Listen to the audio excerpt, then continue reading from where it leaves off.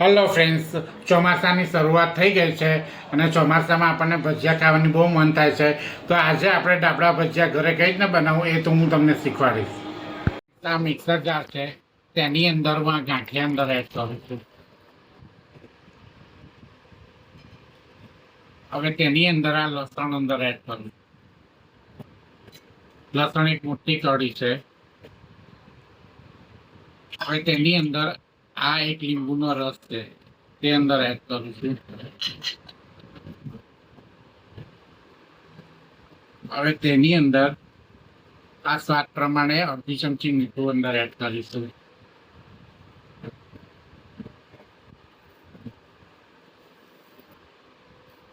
આ એક ચમચી ખાંડ અંદર એડ કરીશું.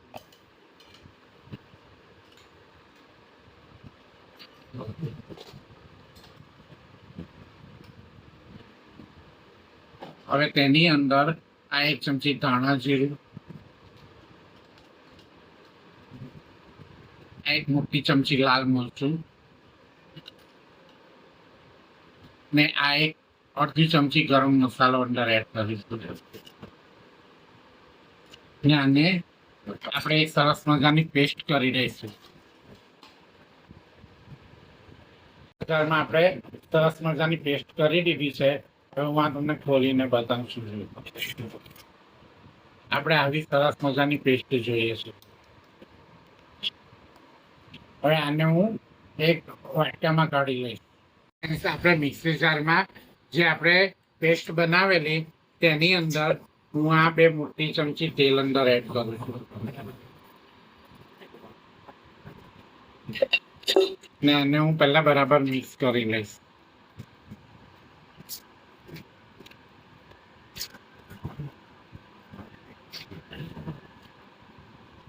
તો જો ફ્રેન્ડ્સ, આપણી પેસ્ટ તૈયાર છે. ફ્રેન્ડ્સ, આ રીતે મેં બટેકાની સ્લાઇડ કરી દીધી છે. જો આપણે આટલી પતલી સ્લાઇસ જોઈએ છે. હવે આ સ્લાઇડની અંદર આપણે આ આવી રીતે, તો જો ફ્રેન્ડ્સ, આ સ્લાઇસની અંદર આપણે આ જે મસાલો તૈયાર કરેલો તે આપણે આવી રીતે ભરી દઈશું ને એની પર આપણે આવી રીતે બીજી સ્લાઇડ પાથરી દઈશું. તો જો આપણે આવી રીતે આપણા ભજીયા તૈયાર કરવાના છે. જો આવી રીતે. હવે તમને બીજી પણ બતાવી દઉં. બીજી પણ મેં સ્લાઇડ લઈ લીધી છે અને તેની અંદર આ પેસ્ટ મેં અંદર એડ કરું છું. જો આવી રીતે દબાઈને ભરી દેવાનું છે આવી રીતે. હવે તેની પર આવી રીતે બીજી સ્લાઇડ મૂકી દેવાની છે. હવે આપણે આવી રીતે બધા ભજીયા તૈયાર, આપણા ભજીયા આવી રીતે તૈયાર કરવાના છે. બટેકાની સ્લાઇડ આવી રીતે તૈયાર કરી દેવાની છે. આપણા ભજીયા માટેની બધી સ્લાઇડ આપણી તૈયાર છે.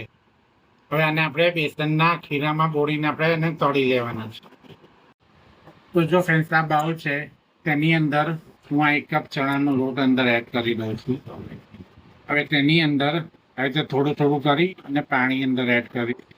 પાણી આપણે ખાંડતું નથી નાખવાનું, થોડું થોડું કરીને જ એડ કરવાનું છે ને આને આપણે ખીરું બનાવી દઈશું.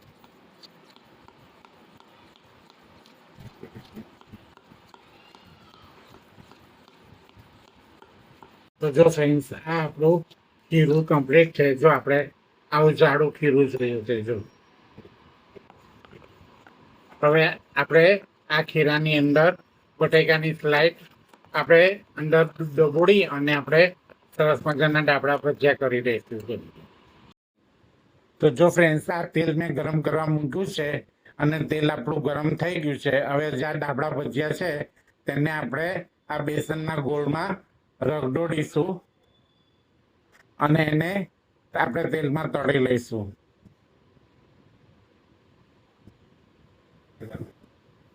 હવે આપણે વારા પરથી આવી રીતે બીજા પણ ડાબડા ભજીયા મૂકીને આપણે તળી લઈશું. તો જો ફ્રેન્ડ્સ, આપણે બીજા પણ આવી રીતે ડાબડા ભજીયા બેસનના ગોળમાં રગડોડીને આપણે તળી લઈશું. આપણે બધા વારાફરતી આવી રીતે ડાબડા ભજીયા તળી લેવાના છે.